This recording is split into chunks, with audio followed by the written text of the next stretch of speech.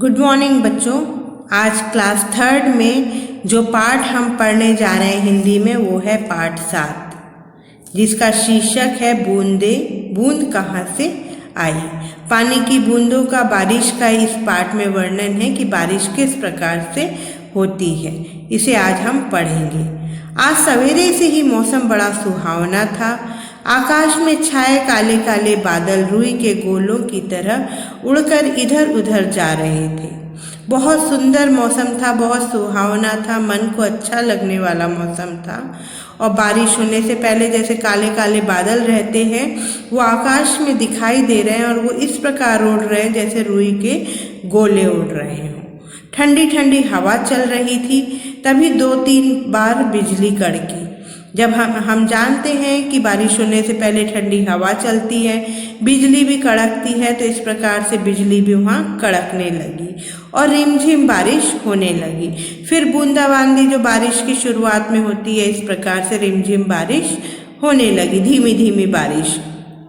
मिट्टी की भीनी भीनी सुगंध आने लगी।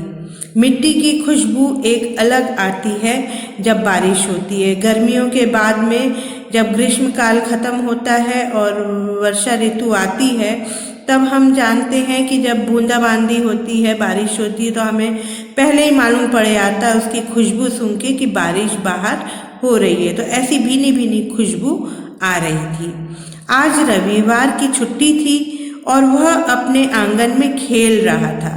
रवि जो था उसकी क्या थी, छुट्टी थी, क्योंकि छुट्टी के दिन वो अपने घर में था और आंगन में अपने खेल रहा था। रवि अपने बरामदे में आकर खड़ा हो गया।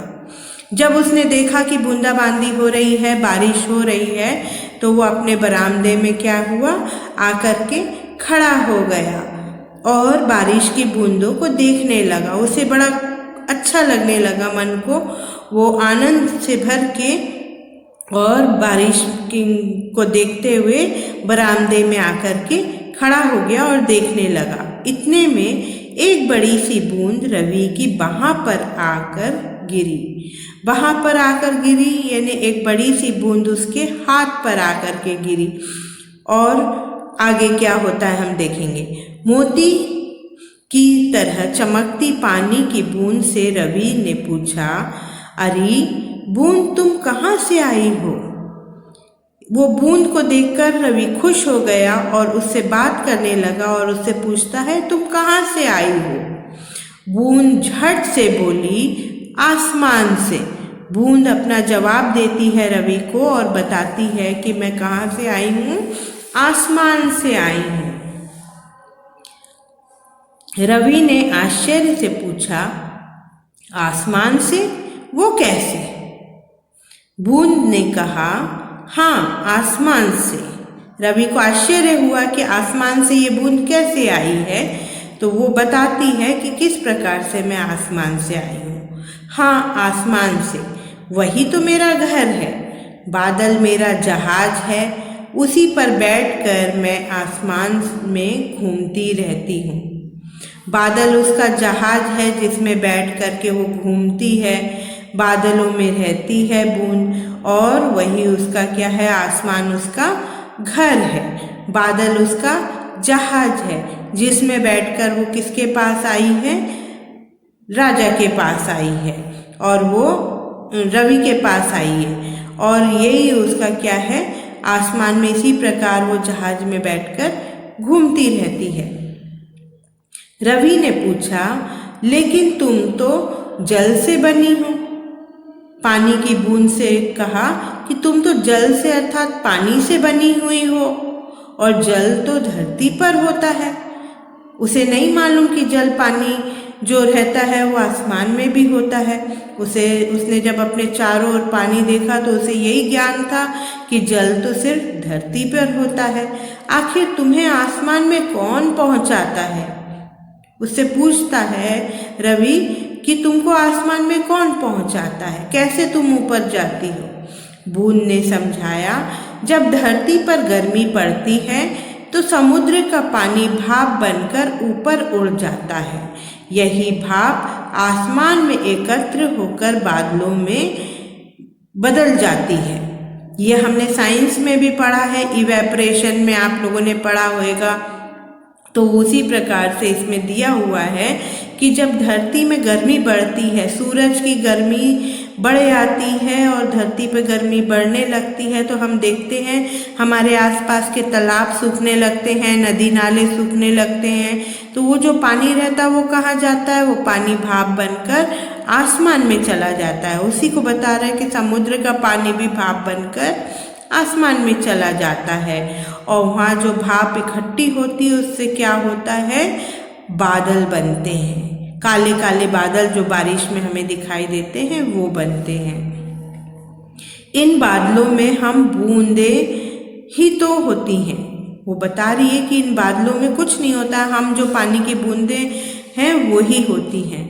हवा के साथ बादल इधर उधर उड़ते रहते हैं और उनके साथ साथ हम भी आसमान की सैर करती रहती हैं। हम बादलों के अंदर रहते हैं और बादल जहाँ जहाँ उड़ते जाते हैं वहाँ वहाँ हम भी उनके साथ जाते हैं। इस प्रकार हम भी आसमान की सैर करते रहते हैं, आसमान को घूमते रहते हैं। बादल जैसे ही किसी ठंडी जगह पर पहुँचते हैं, हम ठंड से सिकुड़कर पास पास आने लगते हैं। जब बादल किसी ठंडे स्थान में पहुंचते हैं तो हम सारी बूंदें भी क्या हो जाती हैं? एक दूसरे के बहुत करीब आ जाते हैं, सिकुड़कर एकदम क्या हो जाते हैं? हम पास पास आ जाते हैं। हम सबके मिल जाने से हमारा वजन भारी हो जाता है।